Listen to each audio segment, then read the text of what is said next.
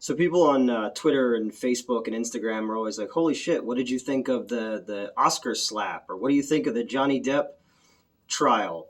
Uh, I didn't know those things were a thing unless people had told me because I don't watch celebrity shit, nor do I fucking care. I like the art that these people make, but for the most part, they're all like fucking crazy people who are millionaires and live in a detached from reality fantasy world. And I'm liberal, and I don't fucking care about these people and what they have to say. Like they're living in a world that I can't. It's alien to me. So I don't care. If somebody slaps somebody about another person's wife, that sucks. A chick shit in a bed, that's funny. You know, I don't know. But what I do know is I'm trying to grow my channel, so I'm gonna try something a little bit clickbaity, and we're gonna do Johnny Depp versus Amber Heard trial by review. And I'm just going to give you a recommendation of a Johnny Depp movie and an Amber Heard movie, and we'll see if the algorithm does anything about that. I'm almost at the 7,000 subscribers, which is pretty good. So I guess we'll start with Exhibit A for Amber, and that would be Drive Angry 3D. A lot of people didn't see this movie when it came out. I don't think anybody saw this movie when it came out. It's Patrick Lussier and no, Lucier and Farmer. Patrick Farmer, I think, is the writer. Something like that. Whatever. There was Jason X and My Bloody Valentine 3D, which was great. This is a grindhouse movie, inside and out, and I fucking love it. It's, Nicolas Cage, again, is great. He's far more like Ghost Rider here than he was in the Ghost Rider movies. You got Tom Atkins, you got muscle cars, you got nudity, you got gore, you got a cult. It's a little Race the Devil, the Peter Fonda movie as well. Nick Cage bursts out of hell in a muscle car to get revenge on the people who killed his daughter, the cult that killed his daughter and stole the daughter's baby. And Amber Heard is in it, and she's not terrible. For the most part, I was like, what movies has she been in? I was like thinking about it, and I was like, I knew she was in like Rum Diary and Alpha Dog, which is a pretty good movie. She was in Zombieland, Aquaman, obviously, and that sucks too. That like all this bad press for that and The Flash, because Warner Brothers is going to have some splaining to do when it comes to press junket time. And I'm a big fan of the Aquaman character. I like Jason Momoa too, and I thought the first movie was actually a lot of fun. It was like an '80s, Kroll, your type of movie, except set underwater. I thought it was like a fun '80s fantasy adventure movie. So it kind of sucks that they didn't replace her, but they dumped Johnny Depp from those Dumbledore movies, which I've never seen any of them. All I know about it is that the main character in this series is named Newton, and I was like, oh, that's kind of cool. That's pretty much all I know about Harry Potter. I've never seen a single Harry Potter movie. But Amber Heard is, she's been in stuff. She's in that terrible Stepfather remake that had no... If you don't have Terry O'Quinn, then what's the fucking point of making that movie, I'm trying to think things that she's been in. She doesn't not stand out, but she's kind of got that blonde white girl look to her, where it's just like, oh yeah, she was in that, But in Drive Angry, she plays kind of Southern fried hot, very like below the Mason-Dixon line kind of hot, like Waffle House hot. So I've never been inside a Waffle House. I've only been inside one strip club in my entire life, and it was probably the worst strip club ever. I think I told that story on the other show. Yeah, she's got like the booty shorts on and all that kind of stuff. And I think she's really good as a foil to Nicolas Cage in that one. But Nick Cage is the one who steals the show in that movie. I mean, he has a fight scene while he's having sex with a woman. So he's going to Pound Town while fighting dudes with guns and axes. That's amazing. He fucking, again, Tom Atkins. Everything Tom Atkins is in is fucking great, thrill me. And then Nick Cage drinks beer out of the skull of his rival at the end of the movie. I mean, that's really all you need to know right there. The 3D was really cool, and I'm playing with this little poppy thing, and I don't know why. I'm like trying to keep my hands busy. I found this while cleaning a theater. I'm on my third straight 16-hour day. I came up into the projection booth to kind of just get away from people for a couple minutes and record this so I could put it online and talk to people through comments and on Twitter and stuff. So I have something other than my third straight 16-hour day to go insane. So I just wanted to make two recommendations. This one's a lot of fun. It's a fucking exploitation movie in and out. It feels like something that would have come out in the 80s. You know, you could see it's kind of a precursor. There's some Mandy stuff in it as well. There's some Ghost Rider stuff in it as well. So Nick Cage clearly has, like, you know, and his dyed blonde hair and stuff like that. But it's a badass movie and the 3D works really well with it, but you don't have to see it with the 3D. Still playing with this thing. I gotta get rid of it so I don't play with it. But yeah, Drive Angry is fucking dope, and that's one that I wish more people had seen. And so that's my Amber Heard recommendation. I am glad with her though. Like, even though I don't know what they're gonna do with Aquaman, but I'm glad that they dumped the British accent for. I'm just gonna see how many times it rings before my staff picks it up. 2. 3.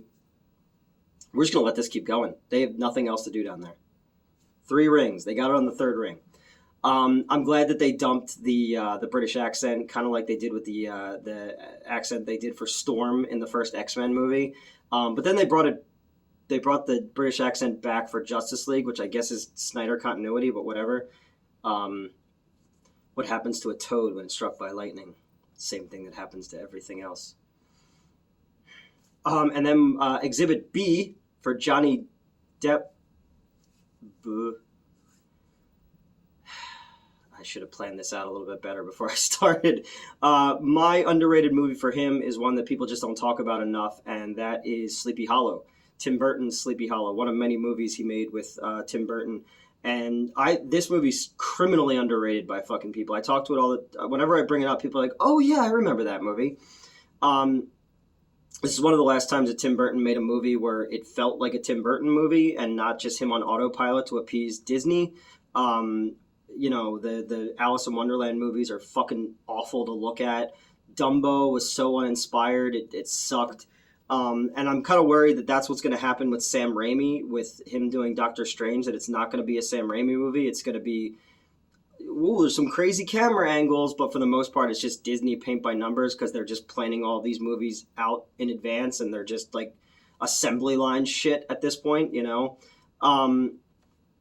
So Tim Burton's version of Sleepy Hollow, and I've never been to the town Sleepy Hollow, but I always really, really wanted to go. I've never been to Sleepy Hollow, and I've never been to Salem, and I've never been to Roswell. At some point, I want to go to those places because I'm fucking weird. It's loosely based on the Washington Irving story. It's more so about like a conspiracy mystery story.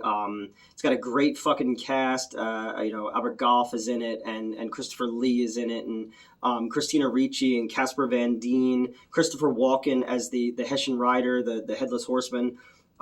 It definitely takes a lot of liberties with the story and does kind of its own thing, but with Tim Burton, it was more so that it reminded me of a Hammer film. I mean, even Christopher Lee is in it, and other former, Hammer actors are in it. Even Martin Landau's in the very beginning. It was one of his last movies. Tim Burton directed him in Ed Wood, and he won an Academy Award. This is all style, and it looks like a Hammer film mixed with even a Mario Bava film. I love it. The blood in the movie looks like red, like melted crayons. Johnny Depp is really good in it. He plays it almost like Angela Lansbury in fucking Murder, She Wrote.